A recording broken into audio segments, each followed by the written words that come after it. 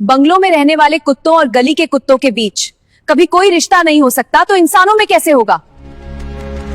खून पसीना एक किया ताकि उसकी हर ख्वाहिश पूरी हो सके, पर कामयाबी मिलते ही उसने प्यार को गरीबी का नाम दे दिया। पार्टी में आदित्य टूटे दिल के साथ खड़ा था। उसकी मंगेतर नंदिता ने एहसान जताते हुए कहा, सुनो आदित्य, तुमने मेरी जो भी मदद की है उसके जो भी पैसे बनते हैं मैं तुम्हारे अकाउंट में भेज दूंगी। और हाँ, अगर तुम्हें नौकरी चाहिए तो मैं मिस रहेजा से बात कर सकती हूँ। वो तुम्हें यहाँ सिक्योरिटी गार्ड या वेटर की नौकरी दिला देंगी। तभी मेहर, नंदिता की छोटी बहन, बीच में कूद पड़ी। या फिर तुम टॉयलेट क्लीनिंग का काम भी कर सकते हो। इस 7 स्टार होटल के टॉयलेट साफ करने होंगे बस। आदित्य ने कड़े स्वर में कहा, तो अब तुम मिस रहेजा से बात करके मुझे सिक्योरिटी गार्ड बनाओगी। रहेजा ग्रुप से फंडिंग क्या मिल गई तो मुझे ही भूल गई।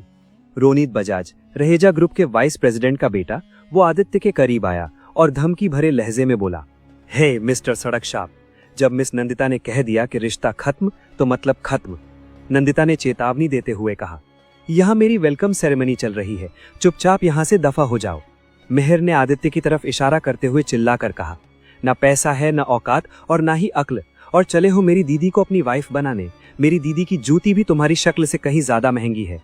उसने नफरत से आगे कहा, फॉरेन में कोई छोटी मोटी लेबर क्लास नौकरी करने वाले मामूली इंसान हो तुम, और मेरी बहन के साथ रिश्ता जोड़ना चाहते हो। लवर बॉय नहीं, डिलीवरी बॉय हो तुम। इस लग्जरी होटल में कदम रखने की भी तुम्हारी औकात नहीं है। तुम अंदर घुसे कैसे? आदित्य की आंखों में गहरा दर्द और पछतावा था। उसने नंदिता की ओर देखा और कांपती हुई आवाज में कहा, वाह नंदिता, वाह, तुम्हारे लिए क्या नहीं किया मैंने। तुम्हारी इंजीनियरिंग और पढ़ाई पूरी हो सके इसके लिए मैं फॉरेन गया, वहां दिन रात नौकरी की, मजदूरी की, ताकि तुम्हें हर सुख सुविधा मिल सके। तुम्हारी फैमिली को सपोर्ट किया। आदित्य ने आगे बढ़कर कड़े स्वर में याद दिलाया, मैंने तुम्हारे सपनों को अपना सपना समझा। आज तुम्हें सब कुछ मिल गया तो तुम मुझे ही भूल गई। एक बात याद रखना, आज अगर तुम लोग इस मुकाम पर खड़े हो तो वो सिर्फ मेरी वजह से है। मैंने तुम्हारे हर कदम पर साथ दिया। इतने सालों तक हम लॉन्ग डिस्टेंस रिलेशनशिप में सिर्फ इसलिए रहे ताकि तुम्हारी पढ़ाई पूरी हो और हम शादी कर सकें। लेकिन तुम्हें थोड़ी सी कामयाबी क्या मिली, तुम तो अपना होश ही खो बैठी। नंदिता ने बिना किसी पछतावे के रूखेपन से जवाब दिया, लेकिन आदित्य, हम कंपैटिबल नहीं हैं। तुम अलग दुनिया के हो और मैं अलग। आदित्य का दिल छलनी हो गया। उसने बस इतना कहा, तुम्हें पता भी है कि पिछले 8 सालों में मैंने तुम्हारे लिए क्या क्या कुर्बान किया। तुम्हारी हर मुसीबत और हर सपने में मैं एक ढाल बनकर तुम्हारे साथ खड़ा रहा। नंदिता के चेहरे पर अब प्यार की जगह झल्लाहट थी। उसने कड़े स्वर में टोकते हुए कहा, एहसान क्यों याद दिला रहे हो? तुम्हें अपने पैसे चाहिए ना, दे दूंगी। डबल ट्रिपल जितने चाहिए उतने ले लो, बस ये एहसानों का रोना बंद करो। आदित्य के चेहरे पर एक फीकी मुस्कान आई। एहसान? तो मैं तुम्हारे लिए सिर्फ एक इन्वेस्टर बनकर रह गया, एक लोन प्रोवाइडर। प्यार तो शायद तुमने कभी किया ही नहीं। नंदिता ने अपनी असली फितरत दिखाते हुए जहर उगल दिया। प्यार? वो भी तुमसे? आदित्य, मजबूरी में इंसान गधे को भी बाप बना लेता है, ये कहावत सुनी है ना तुमने? आदित्य ने गहरी सांस ली और कहा, सुनी तो थी, पर समझ अब आई है। लेकिन याद रखना नंदिता, एक सच्चे प्यार करने वाले को धोखा देकर तुम बहुत पछताओगी। मेहर और रौनित अब और बर्दाश्त करने के मूड में नहीं थे। मेहर चिल्लाई, दी, ये खुद को समझता क्या है? इसे धक्के मारकर बाहर निकालना पड़ेगा। जिस बंदे के पास औकात, पैसा और तमीज कुछ भी ना हो, उसे हाथ पकड़कर खींच के बाहर फेंक देना चाहिए। रौनित ने अपनी कलाई की महंगी घड़ी ठीक करते हुए तंज कसा। ऐसे लग्जरी होटल में खड़े रहने के लिए स्टैंडर्ड चाहिए होता है, एक क्लास होता है। तुम्हारे जैसा लोअर और लेबर क्लास यहाँ फिट नहीं होता, समझे? आदित्य ने चारों तरफ खड़े उन लोगों को देखा जो उसे कीड़ा समझ रहे थे। 8 साल पहले आदित्य और नंदिता के प्यार को उनकी सगाई की मोहर मिल गई। आदित्य के पास दौलत तो नहीं थी, पर नंदिता के लिए बड़े बड़े सपने जरूर थे। इसी सपने को पूरा करने के लिए आदित्य ने अपना देश छोड़ा और 7 समंदर पार चला गया, ताकि वो दिन रात मजदूरी करके नंदिता की महंगी पढ़ाई का खर्च उठा सके। वक्त बदला और बीते 8 साल। आदित्य वापस लौटा है, लेकिन आज भी उसके तन पर साधारण कपड़े हैं। एक आलीशान होटल के कोने में बैठा आदित्य के पास एक कॉल आता है। फोन की दूसरी तरफ से आवाज गूंजती है, आपकी मंगेतर नंदिता की इंजीनियरिंग ऑफिशियली पूरी हो गई है। मैंने रहेजा ग्रुप से बात करके पूरे 10 करोड़ की फंडिंग फाइनल करवा दी है। आदित्य के चेहरे पर एक संतोष भरी मुस्कान आती है जब उसे पता चलता है कि रहेजा ग्रुप ने नंदिता के स्वागत के लिए अपने 7 स्टार होटल में एक भव्य सेरेमनी रखी है। वो धीमे से कहता है, दैट्स इम्प्रेसिव। नंदिता बहुत खुश होगी। दूसरी ओर उसी होटल में ईशा रहेजा, जो रहेजा ग्रुप की उत्तराधिकारी और सीईओ हैं, गुस्से से तमतमा रही हैं। उनकी असिस्टेंट उन्हें एक ऐसी खबर सुनाती है जो उनके पैरों तले जमीन खिसका देती है। असिस्टेंट हिचकिचाते हुए कहती है, मैम, आपकी शादी खट्टर ग्रुप के रंजीत खट्टर से तय करने की बात चल रही है। ईशा का पारा चढ़ जाता है। वो नफरत से भरी आवाज में कहती है, रंजीत खट्टर, मेरी फैमिली मुझसे किस बात का बदला ले रही है? अगर वो दुनिया का आखिरी लड़का भी बचा ना, तो भी मैं ताउम्र कुंवारी रहना पसंद करूंगी। जाकर उन्हें ये बता दो। वो मन ही मन को सोचती है, मेरी माँ मुझे अपने मुनाफे के लिए एक मोहरे की तरह इस्तेमाल कर रही है। आखिर वो हमेशा मेरे फैसले क्यों लेती है? ईशा के सामने अब दो ही रास्ते हैं, या तो वो अपनी माँ की मर्जी के आगे झुक जाए या फिर कोई ऐसा रास्ता निकाले जिससे वो इस प्रॉफिट के खेल से आजाद हो सके। तभी होटल की लॉबी में एक अजीब वाकया होता है। ईशा का पैर फिसलता है और एक साधारण सा दिखने वाला युवक उसे गिरने से बचा लेता है, लेकिन ईशा का अहंकार उसके आभार पर भारी पड़ता है। वो उसे झटक कर कहती है, how dare you touch me? वो युवक हैरान रह गया। एक तो गिरने से बचाया, ऊपर से डांट भी खाऊं? ईशा ने उसे ऊपर से नीचे तक देखा और तंज कसा। एक्सक्यूज मी, देखने में मिडिल क्लास लगते हो और इस 7 स्टार होटल में क्या कर रहे हो? वैसे तुम्हारा नाम क्या है? उसने शांति से जवाब दिया, आदित्य राठौर। ईशा की पूछताछ किसी इंटरव्यू की तरह जारी रही। उम्र, एजुकेशन? आदित्य ने सादगी से कहा, उम्र 26 और पढ़ाई मैंने ज्यादा नहीं की है। ईशा ने अपनी आंखों में हिकारत भरते हुए कहा, देखने में तो वेटर लगते हो, क्या इस बड़े होटल में एसी खाने आए हो? आदित्य ने हल्का मुस्कुराते हुए पलटवार किया, एसी खाया नहीं जाता, उससे हवा ली जाती है। ईशा चिढ़कर बोली, व्हाटएवर, ये बताओ घर गाड़ी है या वो भी नहीं? अभी तो नहीं है, पर लेने का सोच रहा हूँ, आदित्य ने सहजता से कहा। ईशा हंसकर बोली, तुम्हारी सैलरी में तो 2 वक्त का खाना भी मुश्किल होगा। खैर, मेरा एक काम करो तो सपने पूरे हो सकते हैं। मैं ईशा रहेजा हूँ, रहेजा ग्रुप की वारिस। मुझे तुमसे शादी करनी है। आदित्य चौंक गया, व्हाट, शादी? ईशा ने हकीकत बताई, उछलोवत, ये सिर्फ 1 साल की फेक शादी होगी। बदले में तुम्हें 1 लाख रुपए महीना मिलेगा। बस जैसा मैं कहूँ वैसा करना।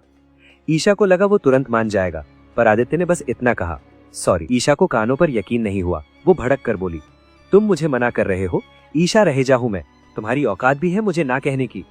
उसे लगा वो और पैसे चाहता है। पैसे कम है, चलो 4 लाख रुपए महीना। अब बोलो। आदित्य ने शांति से जवाब दिया, मिस रहेजा, आप गलत समझ रही हैं। मुझे मेरी लाइफ पार्टनर मिल चुकी है। I am engaged. मैं जल्द ही असली शादी करने वाला हूँ और इसीलिए इंडिया आया हूँ। ईशा चिढ़कर मेल टाइप करते हुए बुदबुदाई, लाइफ हमेशा आउट ऑफ कंट्रोल क्यों हो जाती है? कुछ भी मेरे हिसाब से क्यों नहीं होता? आदित्य ने फिर टोका, आपका ये मेल प्रपोजल सही नहीं है। ईशा का गुस्सा 7वें आसमान पर पहुंच गया। अब 10,000 कमाने वाले तुम मुझे सिखाओगे कि करोड़ों का मेल कैसे भेजा जाता है? आदित्य ने उसका फोन खींच लिया और कहा, सोच बड़ी रखिए। सिंघानिया ग्रुप से छोटी रकम मांगेंगी तो डील नहीं मिलेगी। कम से कम $100 मिलियन की डिमांड रखिए। ईशा कुछ समझ पाती उससे पहले ही आदित्य ने बटन दबा दिया। ये लो, मैंने एडिट करके मेल सेंड कर दिया। ईशा के पैरों तले जमीन खिसक गई। वो चिल्लाई, इडियट, तुम्हें अंदाजा भी है तुमने क्या किया? ये ऐसा ब्लंडर है जिसे ठीक करना नामुमकिन है। अब मैं क्या करूं? आदित्य ने गंभीरता से कहा, आपका डर आपको सोचने नहीं दे रहा। सिंघानिया ग्रुप दुनिया की टॉप कंपनियों में से है और आप सिर्फ 10 मिलियन मांग रही थी। शिकार शेर का करना हो तो जिगरा भी शेर जैसा रखना पड़ता है। ईशा ने तंज कसा, ज्ञान मत दो, तुमने मेरा प्रपोजल बर्बाद किया है। याद रखना, ईशा रहेजा तुम्हें सबक सिखा कर रहेगी और इस नुकसान को खुद ठीक करेगी। आदित्य उसे जाते देख बुदबुदाया, अजीब लड़की है, मेरी नंदिता ऐसी नहीं है। वो सालों बाद मुझे देखते ही खुशी से गले लगा लेगी। Miss you Nandita. इधर नंदिता अपनी बहन के साथ होटल पहुंची। वाओ, ये सब कितना खूबसूरत है, इतना भव्य स्वागत सिर्फ मेरे लिए। नंदिता ने खुशी से मेहर से कहा। मेहर ने मुस्कुराते हुए सामने की तरफ इशारा किया, नंदी दी, ये तो बस शुरुआत है, उधर देखिए। माय गॉड, वो रोनित बजाज है, मिस्टर बजाज का बेटा, जो असल में आपको डिजर्व करता है। वो सिंगल भी है, अब आप किसका इंतजार कर रही हैं? मेहर की बातों ने नंदिता में लालच भर दिया। मेहर ने फिर उकसाया, जाओ दी, जाकर रोनित बजाज से बात करो। नंदिता एक पल ठिठकी, क्या कह रही हो मेहर, मैं एंगेज्ड हूँ। मेहर ने नफरत से कहा, दी, ये सगाई कोई सीरियस चीज नहीं है। रहेजा ग्रुप से करोड़ों की फंडिंग मिलने के बाद अब आपका स्टैंडर्ड बदल चुका है। वो निठल्ला आदित्य अब आपको डिजर्व नहीं करता, अब आपकी जगह ऊंचे समाज में है। नंदिता असमंजस में थी, तो मैं क्या करूं? मेहर ने जोर देते हुए कहा, अपने टाइम को सही जगह इन्वेस्ट करो, उस फटीचर को छोड़ो और रोनित से बात करो। और हाँ, इस अंगूठी को निकालकर फेंक दो, ये भी उस 2 कौड़ी के आदित्य की औकात जैसी ही है। पैसों की चकाचौंध ने नंदिता की आंखों पर पट्टी बांध दी थी। उसने अपनी उंगली से वो अंगूठी उतारी और ठंडे स्वर में कहा, तुम सही कह रही हो मेहर, ना ही अंगूठी मुझे सूट करती है और ना ही वो फटीचर आदित्य। उधर उसी होटल की ओर बढ़ते हुए आदित्य के दिल में सिर्फ अपनी नंदिता का ख्याल था।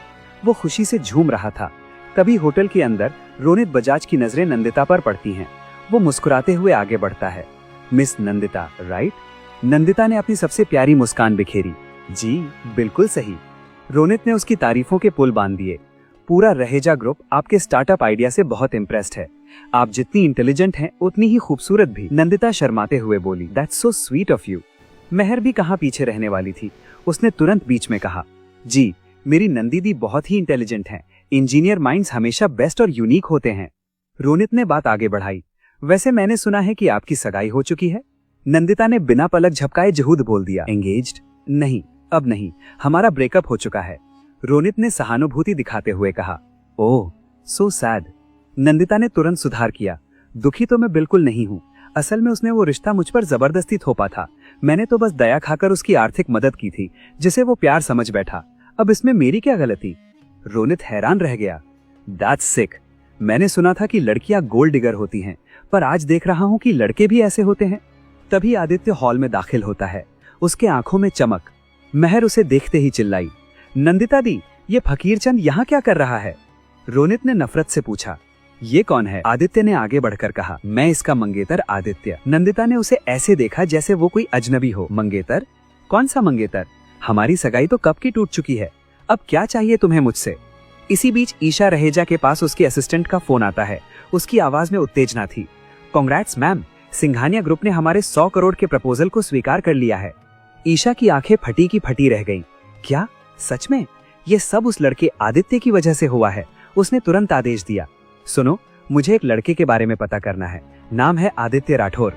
असिस्टेंट ने हैरानी से पूछा, पर मैम आप उसके बारे में क्यों जानना चाहती हैं? ईशा ने दृढ़ता से कहा, क्योंकि मुझे उससे शादी करनी है। ऐसा इंटेलिजेंट और दूरदर्शी लड़का ही मेरा जीवन साथी बन सकता है। वापस पार्टी में आदित्य टूटे दिल के साथ खड़ा था। नंदिता गुस्से में बरस पड़ी, रोड साइड का पुराना टीवी खरीदने की तेरी औकात नहीं है और शादी उस लड़की से करनी है जो मॉल में शॉपिंग करती है। आखिर तू है कौन? तेरी औकात क्या है? तभी पूरे हॉल में कड़क और गूंजती हुई आवाज आई जिसने सबका खून सुखा दिया, वो मेरे पति हैं। हॉल में सन्नाटा छा गया। रोनित और नंदिता हैरान थे, पर जल्द ही उनके मन में शक और नफरत भर गई। रोनित ने चिढ़कर कहा, ये सब क्या ड्रामा चल रहा है? कौन है ये लड़की जो इस फटीचर को अपना हस्बैंड बोल रही है? मेहर मुस्कुराते हुए बोली, जिस इंसान की एक टीवी खरीदने की औकात नहीं है, उसकी बीवी कहां से आ गई, वो भी इतनी हाई क्लास मेंटेनेंस वाली? रोनित ने नफरत से आगे कहा, दाल में कुछ तो काला है। जिसे हम सीधा समझ रहे थे वो साला गरीब सीधा है नहीं। इसकी तो बैंड अच्छे से बजानी पड़ेगी, तभी ये हस्बैंड बनने के लायक बनेगा। मेहर ने नंदिता से कहा, दी, लगता है इस लड़की को इसकी सच्चाई मालूम नहीं है। इस जालसाज ने बेचारी लड़की को बहला फुसला लिया होगा। नंदिता ने नफरत भरी नजरों से देखते हुए कहा, सही कह रही हो तुम। मुझसे भी ये झूठ बोलता था कि फॉरेन जा रहा हूँ बिजनेस करने। क्या बिजनेस, कौन सा बिजनेस, आज तक पता नहीं चला। एक बात याद रखना, झूठ कितना भी सफाई से बोला जाए, एक न एक दिन पकड़ा ही जाता है। रोनित ने अपनी थ्योरी बढ़ाते हुए कहा, मुझे तो लगता है इसने गार्ड को पैसे देकर अंदर आने का रास्ता बनाया होगा, वरना इस फटीचर को अंदर कौन आने देगा। इसके सेविंग अकाउंट से महंगा तो यहाँ का एक फर्श का टुकड़ा है। मुझे तो इस लड़की की अकल पर तरस आ रहा है जो इसे अपना पति बता रही है। तभी मेहर बोली, ये लड़की अचानक कहाँ से टपक पड़ी? पक्का इसे पैसे देकर बुलाया होगा इसने। अहंकार में चूर रोनित ने ईशा पर तंज कसा, आज की डेट में किसी को भी पैसे देकर बुलाया जा सकता है। क्यों मैडम, आखिर आपने कितने पैसे लिए हैं इससे? नंदिता ने आंसू भरकर आदित्य पर हमला बोला, आदित्य, अगर ये तुम्हारी वाइफ है तो इसका मतलब तुम सालों से मुझे धोखा दे रहे थे। सच बताओ, ये सब कब से चल रहा है और यहाँ आकर तुम मुझे गिल्ट फील करा रहे हो? शेमलेस गाय। आदित्य ने शांति से जवाब दिया, ऐसा कुछ नहीं है नंदिता, लेकिन जो तुमने आज किया उसे असली धोखा कहते हैं। तुमने पैसों के लालच में अपना जमीर और हमारा 8 साल का रिश्ता बेच दिया। रोनित ने आग में घी डालते हुए कहा, ये लड़की पक्का चालू टाइप की है जो इस भिखारी के लिए यहाँ आ गई है। पक्का इसे हायर किया गया है। फिर ईशा की तरफ मुड़कर बेहद घटिया बात कही, क्या तुम पैसे लेकर कहीं भी चल देती हो? इस नल्ले के साथ क्या ही करोगी? ये फालतू बातों से दिमाग गर्म कर सकता है, बिस्तर नहीं। You know what I mean. Mehar ने जहर उगलते हुए बात काटी, आई नो, कॉल गर्ल ही होगी ये, जो पैसों के लिए किसी के साथ भी चल देती है। आदित्य ने चेतावनी भरे स्वर में कहा, तुम लोग जो ये जहर उगल रहे हो ना, बहुत पछताओगे। तुम्हें अंदाजा भी नहीं है कि तुम कितनी बड़ी भूल कर रहे हो। रोनित ने मर्यादा लांघते हुए इशारा किया, इस लड़की को देखो, बिल्कुल स्टैंडर्ड एस्कॉर्ट गर्ल है। इसका फिगर और चेहरा देखो, लोग इसे एक रात के लिए आराम से खरीद सकते हैं। वाह, एक गरीब और एक एस्कॉर्ट, बिल्कुल बॉलीवुड ट्विस्ट। फिर ईशा के करीब जाकर अपमानजनक लहजे में पूछा, छोड़ो ये ड्रामा, बस ये बताओ इस लड़के ने तुम्हें कितने पैसे दिए, आखिर तुम्हारी कीमत क्या है। रोनित अपनी बात पूरी कर पाता उससे पहले ही हवा में गूंज हुई। चटाक, ईशा ने पूरी ताकत से रोनित के गाल पर एक जोरदार थप्पड़ जड़ दिया। हॉल में सन्नाटा छा गया। ईशा की आंखों में अंगारे थे। वो चिल्लाई, हाउ डेयर यू। रोनित अपना गाल पकड़कर अवाक रह गया। नंदिता चीखी, तुम्हारी हिम्मत कैसे हुई मिस्टर बजाज को थप्पड़ मारने की। हंगामे के बीच अचानक हर्ष रहेजा, ईशा के पिता, हॉल में दाखिल होते हैं। मिस्टर रहेजा को देखते ही रोनित चिल्लाया, सर देखिए क्या हो रहा है यहाँ। ये आदित्य नाम का लड़का बिना परमिशन के इस होटल में घुस आया है और तो और इस एस्कॉर्ट गर्ल को भी अपने साथ किराए पर ले आया है। हर्ष रहेजा गरजते हुए बोले, रोनित, जिस लड़की को तुम एस्कॉर्ट और किराए की लड़की बोल रहे हो, क्या जानते भी हो वो कौन है? वो रहेजा ग्रुप ऑफ कंपनीज की सीईओ है, ईशा रहेजा। आई बात समझ में? रोनित के पैरों तले जमीन खिसक गई। वो हकलाते हुए बोला, सर आप होश में तो हैं? आप ये कैसी बातें कर रहे हैं? हर्ष रहेजा ने उसे लगभग झिड़कते हुए कहा, मैं तो पूरे होश में हूँ, लेकिन तुम सबको होश में लाना बहुत जरूरी है। तुम भूल गए कि जिस कंपनी में तुम काम करते हो उसकी मालिक कौन है? ये ईशा रहेजा है। नंदिता और मिहिर के चेहरे का रंग उड़ गया। मिहिर फुसफुसाई, दीदी ये कैसे हो सकता है? ये लड़की मिस रहेजा कैसे हो सकती है? अगर ये सच में वो हैं, तो हे भगवान, हमसे बहुत बड़ी भूल हो गई है। अभी अभी तो हमें उनसे इन्वेस्टमेंट मिला था, अब हमारा क्या होगा? नंदिता बदहवास होकर सोचने लगी, मुझे तो ये सब किसी बुरे सपने जैसा लग रहा है। ये लड़की सीईओ कैसे हो सकती है? और अगर है भी तो ये इस फटीचर आदित्य को कैसे जानती है? आखिर इन दोनों के बीच क्या सीक्रेट है? मुझे कुछ समझ नहीं आ रहा। हर्ष रहेजा ने ईशा की ओर गर्व से इशारा करते हुए सबको बताया, यही है मिस ईशा रहेजा, रहेजा ग्रुप की वारिस और मेरी बेटी। रोनित रोने लगा, माफ कर दीजिए मैडम, गलती हो गई मुझसे। ईशा ने दो टूक जवाब दिया, नहीं, तुम्हें माफी नहीं, सजा मिलेगी। अगर माफी चाहिए तो पहले आदित्य के सामने अपना सिर झुकाओ और उससे माफी मांगो। रोनित की आंखों में अब खौफ था। वो घुटनों के बल बैठकर गिड़गिड़ाने लगा, आदित्य मुझसे गलती हो गई, मैंने तुम्हें बहुत बुरा भला कहा, मैं एक नंबर का बेवकूफ हूँ, पागल हूँ, प्लीज मुझे माफ कर दो। आदित्य ने कड़क आवाज में बोला, मैं तुम्हें एक मिनट भी और बर्दाश्त नहीं कर सकता। ईशा, इसे अभी इसी वक्त फायर करो। ईशा ने बिना पलक झपकाए आदेश दिया, रोनित तुम अभी के अभी यहाँ से निकल जाओ, यू आर फायर्ड। जब मिहिर ने देखा कि रोनित को नौकरी से निकाल दिया गया है तो उसके पसीने छूटने लगे। उसने नंदिता के कान में फुसफुसाते हुए कहा, दीदी इसने तो रोनित को निकाल दिया, अगर इसने आपकी फंडिंग भी वापस ले ली तो हमारा क्या होगा? ईशा ने एक ठंडी मुस्कान के साथ कहा, सॉरी नंदिता, तुम्हारा गुस्सा और तुम्हारा दिमाग दोनों ही बहुत लो स्टैंडर्ड यानी घटिया हैं और मुझे घटियापन पसंद नहीं है। इसीलिए रहेजा ग्रुप ने जो तुम्हारे स्टार्टअप में इन्वेस्टमेंट की थी, मैं उसे अभी इसी वक्त कैंसिल करती हूँ। I am cancelling my investment. Nandita की आंखों के सामने अंधेरा छा गया। उसका घमंड, उसका स्टार्टअप और उसका भविष्य सब एक पल में बिखरता हुआ नजर आ रहा था। वो लड़खड़ाते हुए ईशा की ओर बढ़ी और कांपती आवाज में बोली, मिस ईशा प्लीज ऐसा मत कीजिए, मुझसे बहुत बड़ी गलती हो गई, मैं नहीं जानती थी कि आप। यही तो तुम्हारी समस्या है नंदिता, तुम इंसान की पहचान उसके ओहदे और बैंक बैलेंस से करती हो, उसके चरित्र से नहीं। नंदिता आप गिड़गिड़ाने लगी। उसने आदित्य की तरफ देखा और हाथ जोड़कर बोली, आदित्य तुम तो जानते हो ना, मैं स्वभाव से थोड़ी तेज हूँ, पुरानी बातों को भूल जाओ, प्लीज ईशा को समझाओ, अगर ये इन्वेस्टमेंट रुक गई तो मैं बर्बाद हो जाऊंगी। आदित्य ने अपनी नजरें फेर लीं और ठंडे स्वर में कहा, जब तुमने मुझे फकीर चंद कहा था और मेरी गरीबी का मजाक उड़ाया था, तब तुम्हें अपनी बर्बादी का डर नहीं था, अब अपने किए का फल भुगतो। मेहर ने भी कोशिश की, मैम दीदी को एक मौका तो दीजिए, पर हर्ष रहेजा की एक सख्त निगाह ने उसे खामोश कर दिया। किसी ने भी नंदिता की माफी को स्वीकार नहीं किया। हॉल में अब शांति थी। ईशा ने अपने पिता की ओर देखा और फिर आदित्य की ओर। उसके चेहरे पर एक अलग ही चमक थी। उसने हर्ष रहेजा को बड़े आत्मविश्वास से कहा, डैड मैं इस लड़के को पसंद करती हूँ और अपनी आगे की जिंदगी इसके साथ बिताना चाहती हूँ। हर्ष रहेजा मुस्कुराए, तुम्हें कोई तो पसंद आया, मुझे इस रिश्ते से बहुत खुशी होगी, मेरी तरफ से पूरी मंजूरी है। पिता की अनुमति मिलते ही ईशा आदित्य के सामने आई। उसने आदित्य का हाथ अपने हाथों में लिया और सबकी मौजूदगी में बड़े प्यार से पूछा, आदित्य क्या तुम एक जिद्दी और अमीर बिजनेस वुमेन का साथ जिंदगी भर निभाओगे? क्या तुम मुझसे शादी करोगे? आदित्य की चेहरे पर एक सुकून भरी मुस्कान उभरी। उसने ईशा के हाथ को मजबूती से थामा और कहा, मुझे तुम्हारा प्रपोजल स्वीकार है ईशा। पूरा हॉल तालियों की गड़गड़ाहट से गूंज उठा। नंदिता का वो सपना जिसके लिए उसने 8 साल पुराने प्यार की बलि चढ़ा दी थी, अब ताश के पत्तों की तरह बिखर चुका है। अगर आप इसका अगला भाग देखना चाहते हैं तो आरके की कहानी को सब्सक्राइब करें, इस वीडियो को 5000 लाइक्स तक पहुंचाएं और कमेंट में पार्ट 2 लिखें।